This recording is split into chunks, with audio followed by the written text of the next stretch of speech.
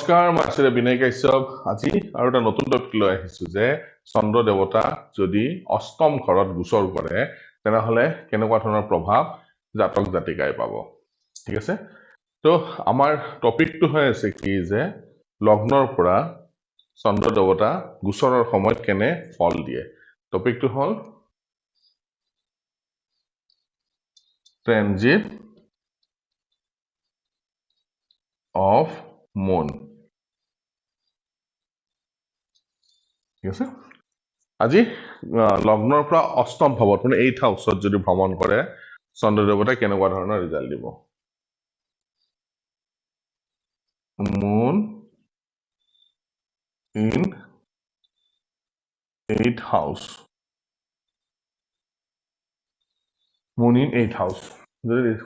ভ্ৰমণ কৰে অষ্টম ঘৰত কেনে প্ৰভাৱ জাতক বা জাতিকাই পাব সেইটোৰ ওপৰত আজি আমি আলোচনা কৰিম। আমি আগতেও কৈছো যে চন্দ্ৰ দেৱতা এটা ৰাশিত 2.5 দিন থাকে, তাৰমানে কি চন্দ্ৰ দেৱতা পাৰ ডে 12 ডিগ্ৰীকে আগুৱাব পাৰে। ঠিক আছে, আৰু সেইটো কাৰণে চন্দ্ৰ দেৱতা এটা ৰাশিত কিমান থাকিব, 2.5 দিন থাকিব। মানে এটা ৰাশি যিহেতু 30 ডিগ্ৰী হয়, 12 দুগুণ 24, 2 দিন গ'ল, আৰু ইফালে আকৌ 12 ঘণ্টা, মানে টোটেল 2.5 ডেজ এটা ৰাশিত চন্দ্ৰ দেৱতা থাকে। মানে মুন পাৰ চাইন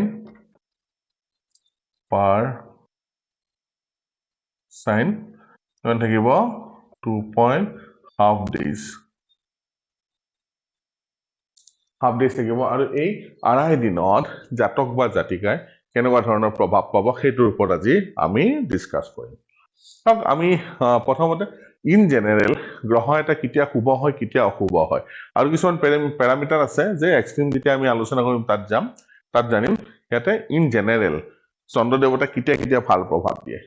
যদি চন্দ্ৰ 1, 5, 9, 4, 10 এইকেইটা ভাৱৰ অধিপতি হয় তেনেহলে চন্দ্ৰ দেৱতাৰ শুভ ফল জাতক বা জাতিকাই পায়। আৰু লগতে যদি উচ্চ হয়, এক্সল্টেড শুভ স্থানত যদি উচ্চ হয়, ঠিক আছে, তেনেহলে চন্দ্ৰ দেৱতাই শুভ ফল দিয়ে। আৰু লগতে শুভ গ্ৰহৰ লগত যদি যুতি বান্ধে,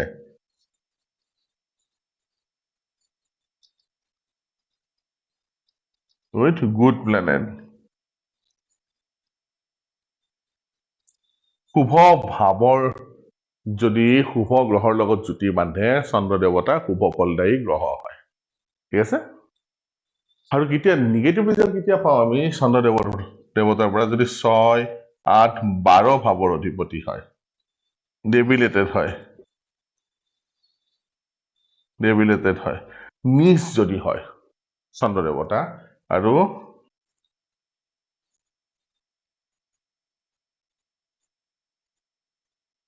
উইথ ইভিল প্লেনেট, অশুভ গ্ৰহৰ লগত যদি যুতি বান্ধি থাকে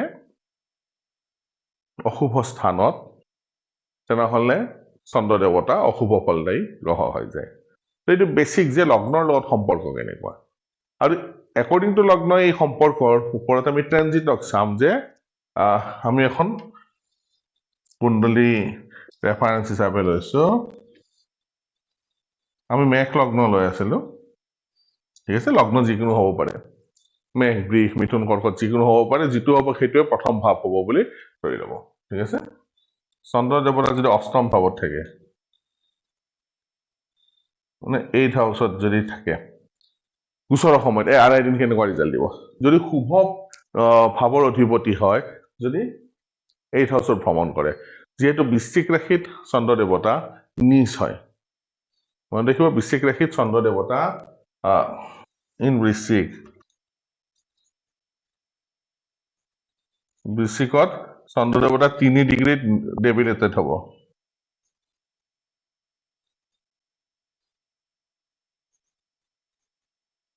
ডেবিলেটেড হয়, 3 ডিগ্ৰী নিচ হয়, তো এটা নিগেটিভ প্ৰভাৱ দিব পাৰে লাগে। ঠিক আছে, শুভ স্থানৰ অধিপতি হয় যদি শুভ অষ্টম ঘৰত ভ্ৰমণ কৰে, নিচ হলে সদায় আমি কি কৈছো যে নিচ হলে বেয়া ৰিজাল্ট দিয়ে। ইয়াতে বেয়া ৰিজাল্টটো কেনেকুৱা হ'ব জাতক অপেন মাইণ্ডেড হৈ যায় নিৰ্ভীক হৈ যায় কাকো কিবা এটা ক'বলৈ ভয় নকৰে মুখত যি আহে তাকে কৈ দিয়ে এই আঢ়াই দিন আৰু ভালেই হওক বা বেয়াই হওক স্পষ্টবাদিতা আহি যায় আৰু কিছুমান ক'ব নলগীয়া কথাও জাতক বা জাতিকাই কৈ দিয়ে যাৰ ফলত প্ৰব্লেমবিলাক আহে পিছলে প্ৰব্লেম আহে আৰু তাৰ উপৰিও কি হ'ব 3 ডিগ্ৰী যেতিয়া পাৰ হৈ যাব চন্দ্ৰ দেৱতাৰ যেতিয়া ভংগ হৈ যাব কি হ'ব মাইণ্ড ৰিমেইন প্লিজ কাৰণ মনৰ কথাবিলাক কৈ দিয়ে ৰিলিফ পাই যায় খুব মাইণ্ড ৰিলিজ হৈ যায় খুব আনন্দত থাকে তাৰপিছত জাতক বা জাতিকা সেইকাৰণে তেওঁৰ কি হয় টোপনি খুব ভাল হয় সাউণ্ড স্লিপ হয় ঠিক আছে যদি শুভ ভাৱৰ অধিপতি হয়